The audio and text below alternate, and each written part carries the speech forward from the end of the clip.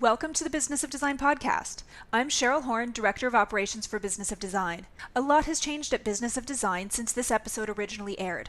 For the latest information and rates on events and membership at Business of Design, head to businessofdesign.com. Enjoy the show. Hey everybody, welcome to Business of Design. We are so glad you're here, and I'm saying we because I'm not alone. I am with Director of Operations Cheryl Horne. Hello, Cheryl. Hi, how are you doing? Great. And I'm also with Janeen Laudenback, who is our programming specialist. Hey, Janeen. Hey, Janeen. Wait a minute. You're not Janeen. You're Janeen. I should know that. How are you, Janeen? I am doing great. How about you, Kimberly? No, how about, I should think of another name for you. I know. I am doing great. How about you, Timberly? All right, fair enough. Janeen and Cheryl.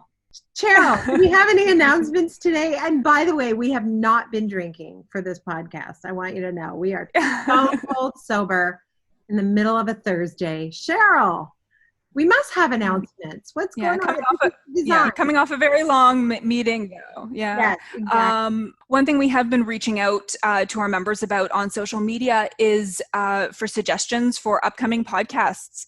Whether you have a guest in mind or if you're open to being a guest yourself, we'd love to hear from more of our members. If you've been with, Business of Design for a year, you're successfully using Business of Design's 15-step project management strategy, or you're working your way through the courses and implementing one at a time, whatever it is. If there's an area of your business that you just are a rock star at, that you think others in our community are going to benefit from, we would love to hear from you. So please shoot me an email, cheryl@businessofdesign.com. We'll send you an application and everything to fill out, but we'd love to get more of our members on the show. Yes. Because being on the show myself is out of my comfort zone. So Kimberly will keep making me come on it if you guys don't. So as a favor to me, step up and reach out. That was shameless, Cheryl. That was shameless. I can't believe how make my job easier. Yeah. Unbelievable. Oh my gosh. I was talking to Kathy the other day. Kathy's a senior designer with me. And I'm like, Kathy, will you come on the podcast? She's like, no. I'm like, come on, Kathy, no. She hates it. She gets so shy. Yeah. Oh, yeah. And she's worse than me at the conference. If you joined us at the Las Vegas conference this past January, we made her come on stage for that. So we didn't even hand her a mic. She just sort of answered questions to me and I had to say it out loud. I'm okay on the spot as long as I don't have to prepare something. Yeah. She was so shy. That was incredible. Yeah. In a couple of weeks on August 19th. We're getting towards the end of the recovery program, but we're really happy that, each webinar seems to be happening at the right time. So we're going to be talking about long-term growth. So negotiating success, registration is open for that one. And then we'll wrap things up into September with that. But we're sort of taking it easy this month. We've got the one webinar and then, lots on our plate gearing up to relaunch Business of Design in the fall. So that's been a lot. That's what we're all coming down from right now. Oh yeah. And I'm so happy we have something to look forward to in the fall. As you all know, we were supposed to be in Australia in September and that retreat was going to go forward, but of course they're struggling with COVID as well. So that retreat has been moved to March of 2021, which seemed like a really long time ago, 4 or 5 months ago, but now it feels like it's just around the corner. So happier days ahead, I'm sure. Welcome to the Business of Design podcast with Kimberley Seldon. Business of Design is the coaching community for independent designers like you. We know it takes more than hard work and talent to successfully run a professional design firm. There are proven business strategies that can solve your immediate challenges and transform your life. Don't try to do this alone. Join today and you'll have access to more than 100 video courses, participate in monthly coaching calls, and find unlimited support within our exclusive members-only Facebook group. Unlike traditional coaching, BOD is a fast track to immediate results for independent interior designers, decorators, architects, stagers, and landscapers just like you. Monthly membership is only $79. What are you waiting for? We all know design matters. At Business of Design, we think designers matter too. I miss being all together though, I have to say. I would rather we were sitting around a pool in Palm Springs right now. But Of course. anyway, there you go. Something to look forward to eventually. Exactly. So Cheryl, this is episode number 183, and we decided today that we would answer some of the questions that we are getting from Business of Design members that are relevant to what's happening right now. And when I say what's happening right now, I mean COVID-19, right, Cheryl? Yeah, well, we had sort of reached out on social media and through group coaching and everything, and asking, what do people want to hear? Who do they want us to interview, and that sort of thing. And quite a few members reached out saying that they loved when we were doing the VOD alerts, and they basically love an updated version of that. So between group coaching and some of the emails I've gotten, we just thought we would answer some of those questions live. A couple of the ones that are sort of top of mind right now: phones are starting to ring again, projects are opening back up. So sort of two separate questions. We're getting asked about, how do you incorporate the changes you're making to your business as part of your new intake? If somebody new calls your office and they want to ask about how you're working right now in terms of booking your initial consultation, what are you telling them in terms of the changes you're making at that point when it's somebody brand new to your company? And for those clients who are calling you to sort of open things back up and get their projects moving again, what's going to be different now that you're back on the job with those clients? Oh, wow. Okay, so two separate questions there. I think what you're saying, the first one is, when people are phoning, what's my process now during the intake to get them signed up as a new client? Yes. So when somebody brand new calls your office and iSoon's answering the phone, you have your standard intake call, your qualifying questions that you ask on every call. How has that changed now that certain new protocols are being in place to make doing that initial consultation safe for you and safe for the client? Okay, good question. So I would say that 90% of the qualifying conversation hasn't changed. It's really remained consistent.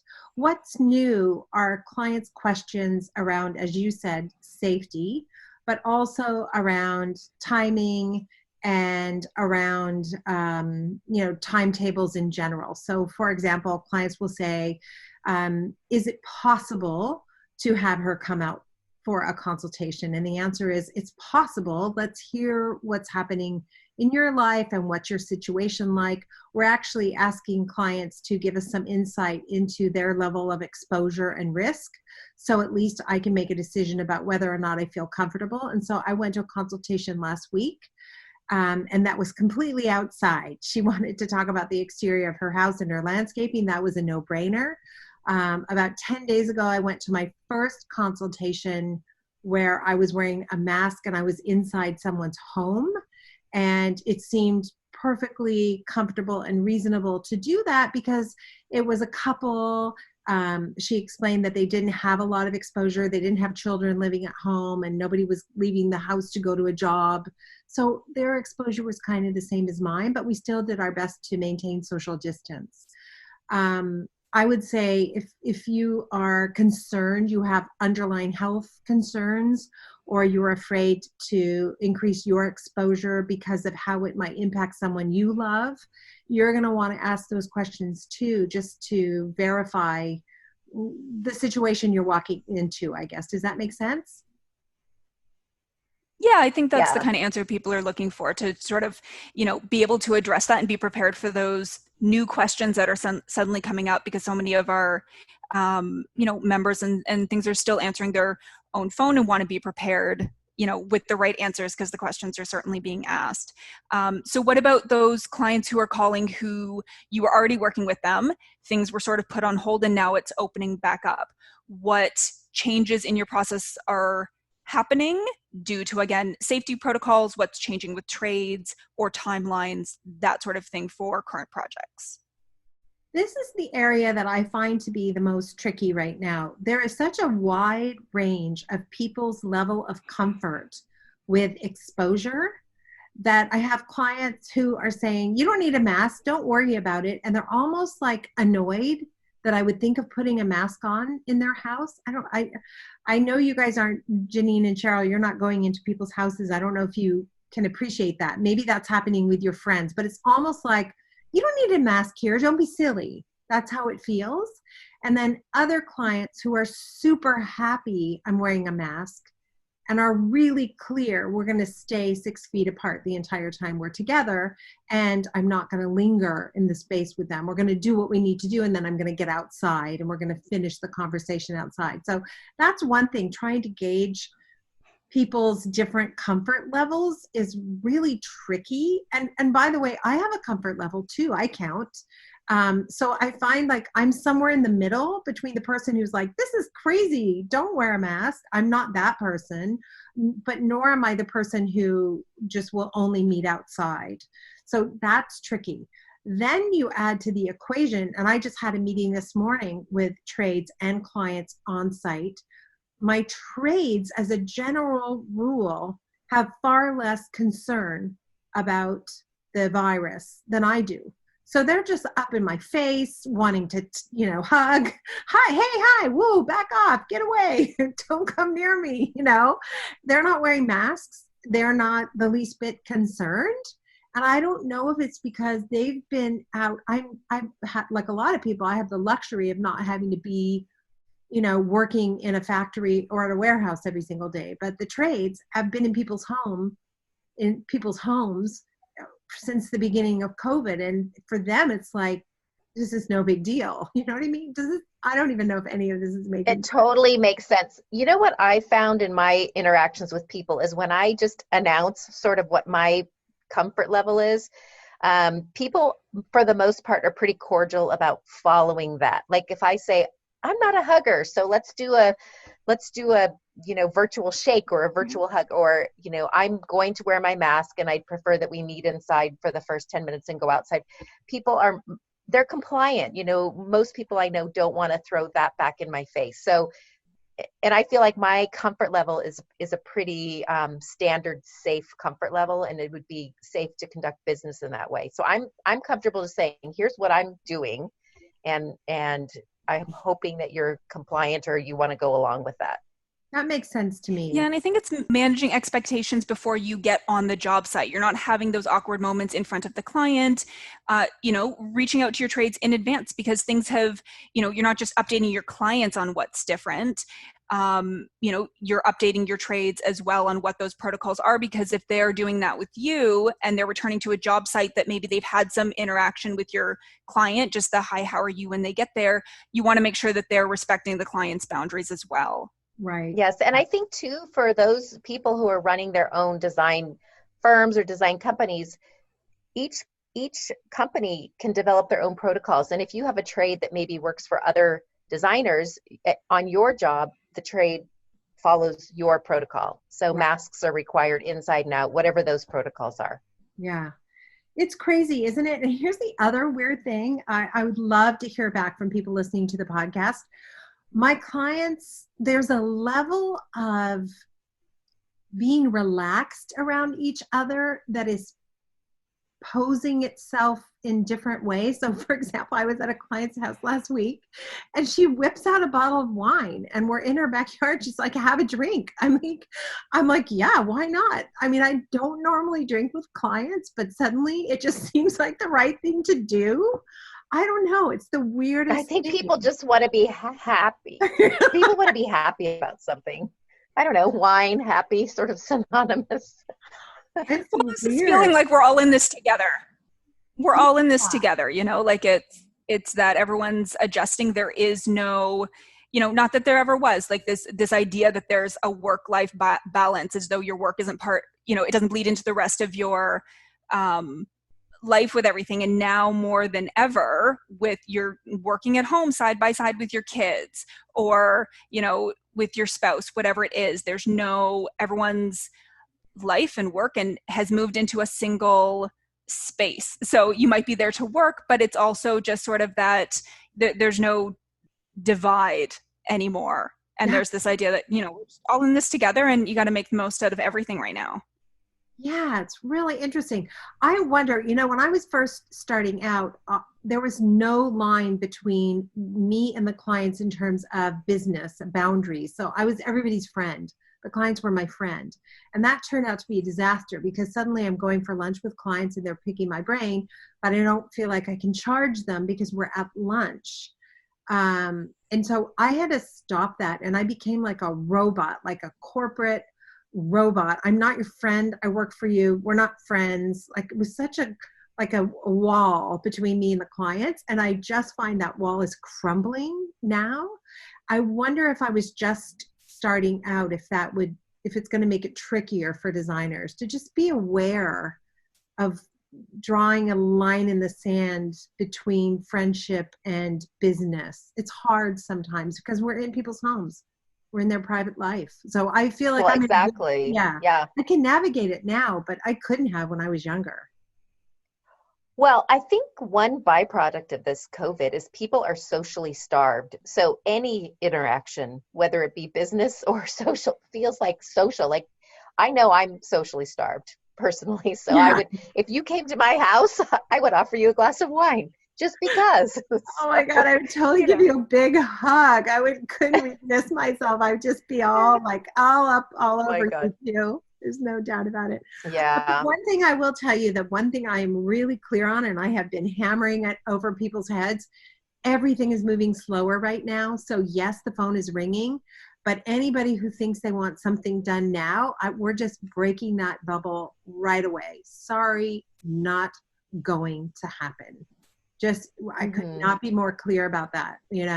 I went to approve a sectional sofa this week. We're having a beautiful sectional sofa made out of metal, and I just wanted to see it. We'd never used the supplier before. So I went to check it out. I'm like, it's gorgeous. Where are the cushions? Well, the cushion company was up and operating, but now they're not. They suddenly closed. He doesn't know why they closed. Maybe somebody's sick. Who knows, right? They're just not there. So he doesn't have the cushions for the sectional. So where we normally would be like, yay, the sectional is ready, let's deliver, we can't deliver because we don't have the cushions. So the clients, and now here it is, August. So in that particular case, the client I was drinking wine with, I'm like, I just feel like by the time we get your outdoor furniture installed, it's going to be an hour before winter, and everything's going to get damaged, from weather, and it won't feel fresh and beautiful. So she's like, let's just put it in storage until the spring. So I'm like, oh my gosh. So she's been waiting a year for outdoor furniture. It'll be a full year. So I'm like, okay, we'll put it in storage and let's drink. Like, what else are you going to do? Yeah. Can I have some more wine, please? Yeah. Well, and I think that's, it all goes back to transparency for that as well. Like, timelines are going to change, whatever the timeline was, whatever the, situation was before, they have to understand so much more is out of your control, and things change as long as you, manage those expectations and are very clear on what those changes are. And I think anyone who's a consumer knows that this is sort of the sign of the times. All timelines are flexible. They have to be. Every construction person I know, every builder I know is crazy busy. Janeen's partner is super busy. All my contractors are bidding on projects. Like, they are so busy. So I don't see timelines improving for at least a year. And we all know how this goes, everybody. Sorry, I hate to say it, because Janeen, I know we love your partner. And he's a great builder. But the fact is, they're going to take all these jobs, and the timelines are going to be a hot mess because they are not going to be able to complete them all on time. And that's going to impact all of us too. So I would just say, err on the side of caution and just tell your clients everything is taking 3 times as long. So if you thought it was slow before, it's worse now. Love to work with you, but you're going to have to adjust to the new pace. One of the other questions that we were getting, I want to say 3 months ago now, was what kind of projects to sort of expect when things start opening up. Has that changed now that the phone is ringing and that sort of thing? Are potential clients calling with full projects, or is it smaller, like just a bedroom, just a bathroom type projects right now?